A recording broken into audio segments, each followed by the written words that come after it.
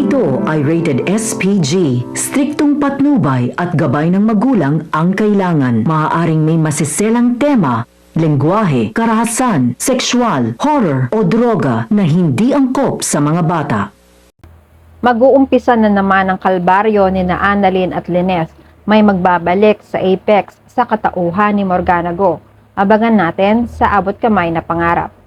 Napahamak na nga si Lucy dahil sa pagsusumbong ni Moira kay Mr. Tan na pinagkakautangan at pinagtataguan pala ni Lucy. Muntikan rin mapahamak si Lyneth. Mabuti na lang pinagtago siya ni Lucy at niligtas ni Gilbert. Malakas ang pakiramdam ni Lucy na si Moira ang babaeng nagsumbong kay Mr. Tan ayon sa sinabi ng lalaking natalo niya sa laban. Iniwan niya si Lyneth at Gilbert. Nagpunta siya sa office ng mama niya para hanapin si Moira. Maya-maya nga ay dumating na si Moira. Nakita niya rito si Lucy. Nagkatitigan sila. Naupo si Moira. Nakiramdam si Lucy. Maya-maya pa ay kinuha ni Lucy ang kutsilyo na nasa plato na kinakainan ng mama niya.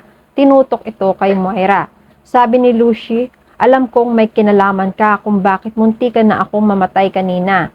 Nagulat si Madam Chantal sa mga nalaman niya. Lucy, huminahon ka. Anong nangyari? Sabi mo muntikan kang mamatay? Sigaw ng sigaw si Moira. Tinatawag ang mama niya para utusan si Lucy na alisin ang pagkakatutok sa leeg niya. Maya-maya inalis ni Lucy ang pagkakatutok. Ikinuwento ni Lucy sa mama niya ang mga nangyari kanina sa studio. Sumabat si Moira. Teka, bakit mo ako pinagbibintangan? Ano naman ang kinalaman ko sa mga problema mo? Kasalanan ko ba kung marami ka palang pinagtataguan at pinagkakautangan? Nagbanta si Lucy. Tandaan mo, Moira, wag mo akong kakalabanin dahil ilalabas ko ang baho mo, lalo kina Lyneth at RJ. Nagsumbong naman si Moira sa mami niya. Nag-walk out na si Lucy. Tinatawag siya ni Madam Chantal pero dire-diretso na lang si Lucy. Binalingan ni Madam Chantal si Moira. Moira, ano tong ginawa mo? Sumagot si Moira. Mama, wala akong ginagawa. Hindi naniniwala si Madam Chantal. Moira, kahit sabihin mong wala kang kinalaman, kilala kita. Nung isang araw lang, iniimbestigahan mo si Lucy. Marami kang tinatanong tungkol sa problema niya kung bakit siya naririto. Sinabi ko sa iyo na may pinagtataguan si Lucy. Pero anong ginawa mo? Dapat lang na maging mabait ka sa kanya. Dahil hindi ko na alam kung ano ang pwedeng gawin ng kapatid mo. Baka sabihin niya ang sikreto mo kina Lyneth. Nanlaki ang mga mata ni Moira. Kinabahan rin siya. Kakaumpisa pa lang niya sa pagpapanggap, mabubuking agad siya. Kinabukasan, bumalik si Lyneth sa studio ni Lucy. Hinahanap niya ito sa paligid pero si Gilbert ang inabutan niya. Nilapitan siya ni Gilbert. Lyneth, anong ginagawa mo dito? Bakit ka bumalik? Sumagot si Lyneth. Hinahanap ko si Lucy dahil nagpapaturo ako sa kanya ng wushu. Ramdam ni Gilbert na hindi yun totoo. Sabi niya, alam kong hindi yun ang intention mo. Hindi ka talaga nagpunta rito para mag-aral ng wushu. Iba ang pakay mo. Ngayon, sabihin mo sa akin, bakit ka bumalik? Kinabahan si Lyneth. Nag-deny lang siya. Sabi ni Lyneth, nagsabi kasi ako kay Lucy na magpapaturo ako ng wushu. Dahil alam ko kakailanganin ko ang self-defense, lalo pa sa nangyari kagabi. Yan talaga ang pakay ko, ang magpaturo sa kanya. Bakit? May niisip ka ba na posible kong maging pakay? Wala akong ideya, sumagot si Gilbert. Malay ba namin na gusto mo lang naman maging malapit kay Lucy para makakalap ng mga impormasyon kay Morgana? Sumagot si Lyneth. Bakit? May kailangan ba akong malaman tungkol kay Morgana bukod sa kahawig niya si Moira at anak siya ni Madam Chantal? Sabihin mo nga sa akin, may nalalaman ka pa bang iba? Kasi ako wala naman akong iniisip na ganyan. Natameme si Gilbert. Nagsisisi siya kasi nadulas pa siya. Muntikan pa siyang mahuli ni Lyneth sa pamamagitan ng mga pagsasalita niya. Nagsalita ulit si Gilbert. Maghintay ka na lang dito. Parating na si Ma'am Lucy. Tumango si Lyneth para maghintay kay Lucy. Sa Apex, may mga baguhang doktor ang ina-assist ni Zoe habang wala pa si Annalyn. Nagmamagaling si Zoe. Maya-maya ay dumating na rin si Annalyn. Na-late siya sa assigned task niya Kanina pa pala naghihintay ang mga baguhang doktor ng Apex. Nagtaka si Annalyn nang si Zoe ang inabutan niya na humarap sa mga trainees. Nagsalita si Zoe nang makita niya si Annalyn. "Oh, Doktora Santos, andito ka na pala. Saan ka ba nagpupunta? Nalimutan mo bang may i-orient ka?"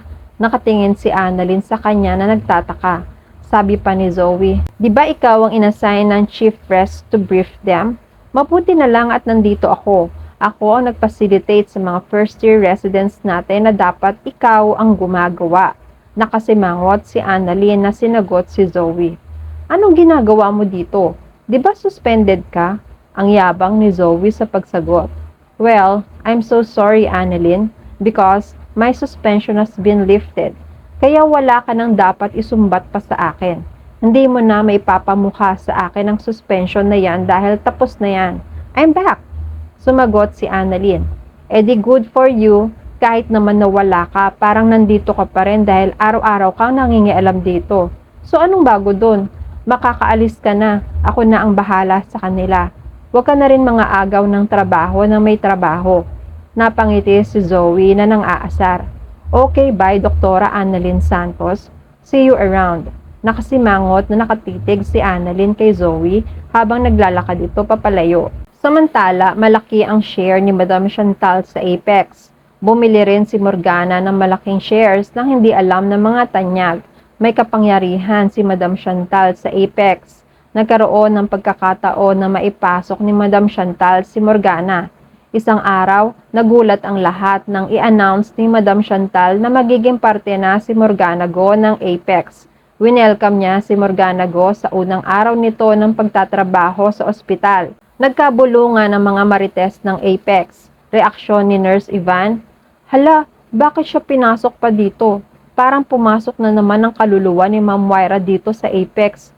Sumagot si Nurse Karen, "Huwag ka ngang maingay dyan, friend. Bigyan natin ng pagkakataon. Wish ko lang na mukha lang talaga ang magkatulad sa kanila ni Ma'am Moira at hindi ang pag-uugali." Tumango-tango si Nurse Ivan at nagbulungan rin ang iba pang mga empleyado ng Apex. Nang makarating ang balita kina Lynez at Chang Susan, may kanya-kanya rin silang mga opinyon. Sabi ni Chang Susan, "Lynez, alam mo na ba ang balita? Andito na si Morgana Go. Magtatrabaho na rin siya dito sa Apex." Sumagot si Lynez, "Talaga po, Chang Susan?" Sabi ni Chang Susan, "Sinakop na naman tayo ng mga DM. Nawala nga si Moira. May Morgana namang kapalit. Hindi magtatagal at lalabas rin ang tunay na ugali niyang si Morgana. Wag na wag lang niya tayo kakantiin, lalo na ang apo ko. Kung hindi, matutulad siya sa kapalaran ni Moira." Sabi ni Lynez, Chang, wala naman tayong magagawa. Iwasan na lang natin siya kung sakaling magbago na ang ugali niya. Wag lang niyang pakikialaman si Annalyn dahil baka matulad din siya kay Madam Chantal." Nagtawanan na lang sila. At yan ang mga pakakaabangan natin sa Abot Kamay na Pangarap. Please like this video and please subscribe to my channel. At magkita po muli tayo sa mga susunod pang episodes.